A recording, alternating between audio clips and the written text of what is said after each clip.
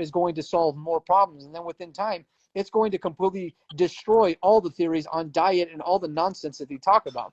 I'm sure you saw that post about DK Metcalf and what his diet looks like, right, Mike? Yeah, about how he'll wake up, have a cup of coffee and 2 bags of candy. Yeah, and so I'm kind of like, well, what?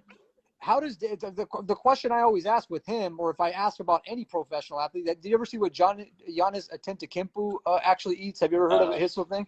Yeah, No. so this is what Giannis eats every single day, and he eats it pretty much every day. He fills an entire tall glass of he fills an entire tall glass of he takes a tall glass, he then packs it up with Oreos and he smashes them up with milk, and then he eats that. That's what his diet looks like. And what does he look like? He looks pretty fucking good. And so Yeah. when I look at how he moves, I'm like, okay, well, he moves in certain ways. He uses more joints in his body than I would imagine other people. And not only does he use more joints, he has more muscles firing to use those joints on his body than anybody else. The way that he uses his body as an integrated network is it's beyond what most people would do. I believe that if you can move and if you can constantly move and you can increase your athletic capability, then your metabolism increases, right? If you can put on more muscle and that muscle, if you can exercise more every single day and not be in pain and you can push your physical capacities, then guess what? You can kind of eat, not necessarily whatever you want. It's still better to eat, have an optimal diet. But if you can move really fucking well, then the odds are you'll probably be able to eat whatever the fuck you want and get away with it. And that's what professional athletes do if they can move. But what happens when they stop moving? They get overweight. When they can't move anymore, that's when it all falls apart. So the real perspective, the real conclusion that I draw is that if you can move spectacularly, if you have really really exceptional fucking mechanics, then ultimately that's going to lead to you being able to stay healthy. Really, your ability to continually move, it kind of overrides almost everything.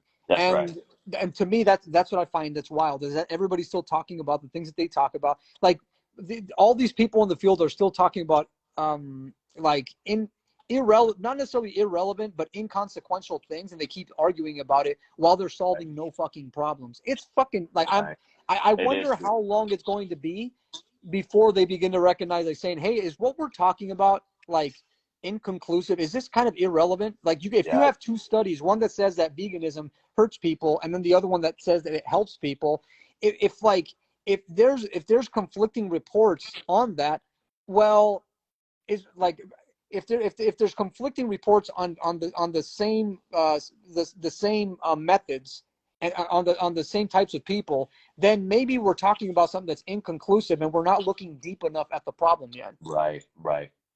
Yeah. They're not looking at hierarchy of information. You know what I mean? They're like treating everything as equal, as opposed to saying, okay, where could we put movement? Why would that be? What is mechanotransduction?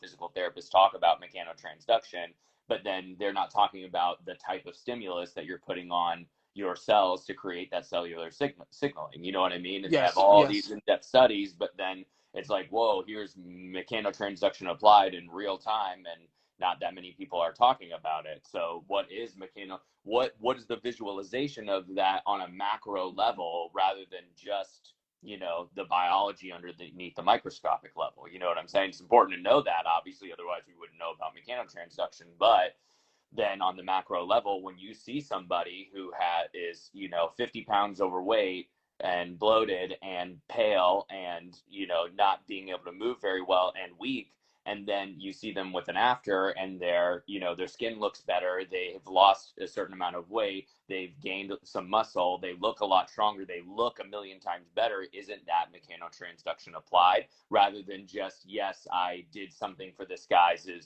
femur bone after a break and it was able to heal? That's mechanotransduction on a very like basic level. Yeah, acute traumas. Physical therapists. That's what I meant to say. Physical therapists deal with acute traumas. That's easy. Like to say that's easy is an understatement and a half. Like that's literally the like the most basic bits. Like everything's about innovation in FP. Like I want to just cut to this. And hey, Pablo, I want to see if you're actually going to cite your source here.